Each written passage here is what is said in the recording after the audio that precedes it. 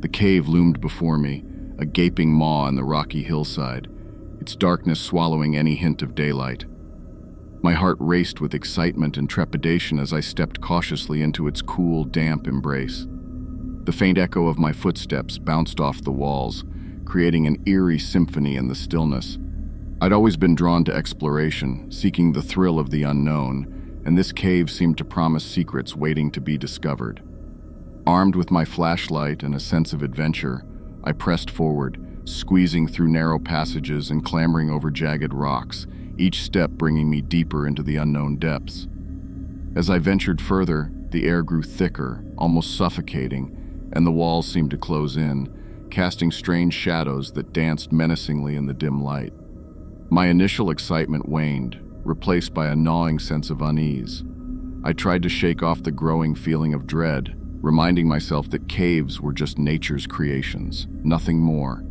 But the oppressive atmosphere persisted, clinging to me like a heavy cloak. Suddenly my flashlight flickered, the beam dimming and then extinguishing completely, leaving me in pitch darkness.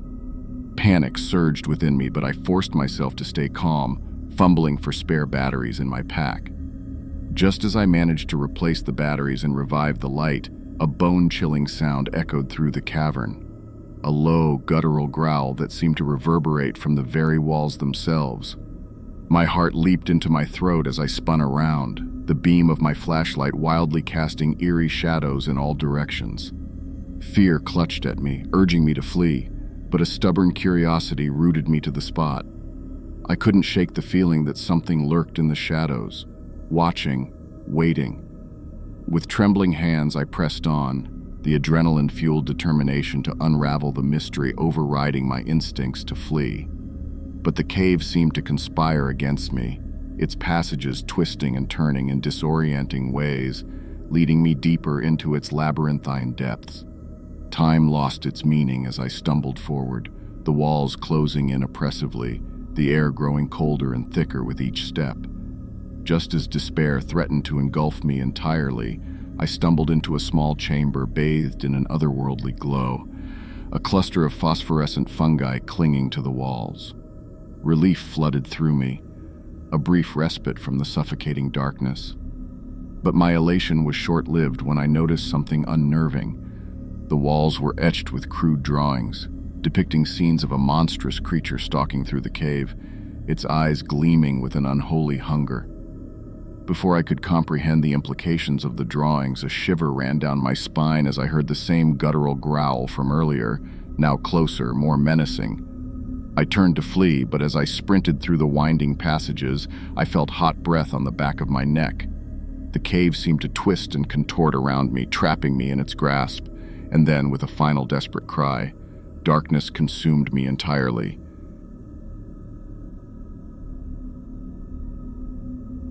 The cave yawned wide as Sarah and I approached, its gaping mouth an invitation to the unknown. We'd been friends since childhood, both fueled by an insatiable curiosity, and this cave had beckoned to us for weeks.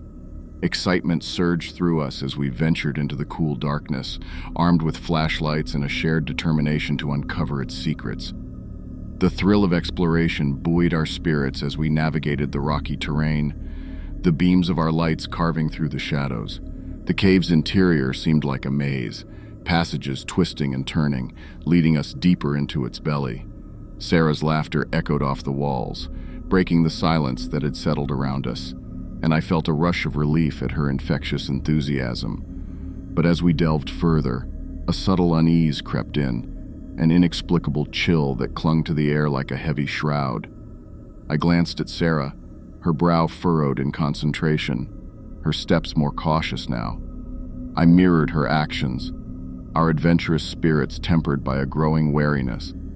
It was when our flashlights flickered simultaneously, plunging us momentarily into darkness, that a shiver snaked down my spine. I fumbled to restore the light, my fingers trembling.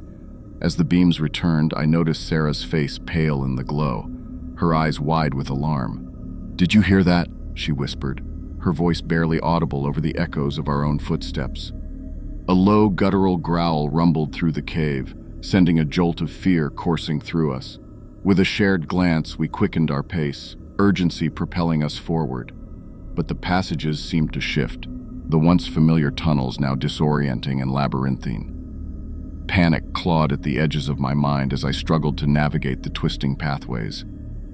"We have to find a way out," Sarah urged, her voice tense with apprehension.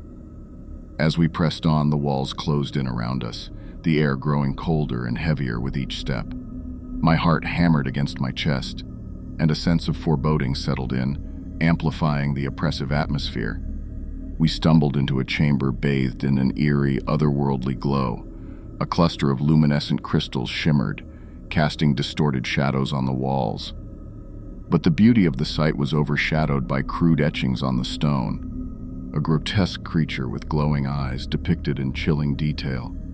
Before we could process the implications of the drawings, a deafening roar thundered through the chamber, reverberating off the walls.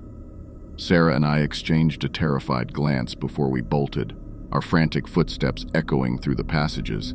But the cave seemed to conspire against our escape, twisting and turning in confusing patterns. I felt a rush of hot breath on my neck, and terror seized me as I realized we were not alone. With Sarah's hand clasped tightly in mine, we sprinted blindly through the maze of passages. But the creature pursued us relentlessly. Its presence felt like a menacing shadow at our heels.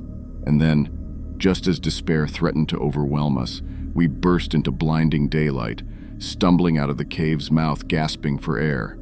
We collapsed onto the ground, hearts pounding, grateful to have escaped the clutches of the cave's unknown terror.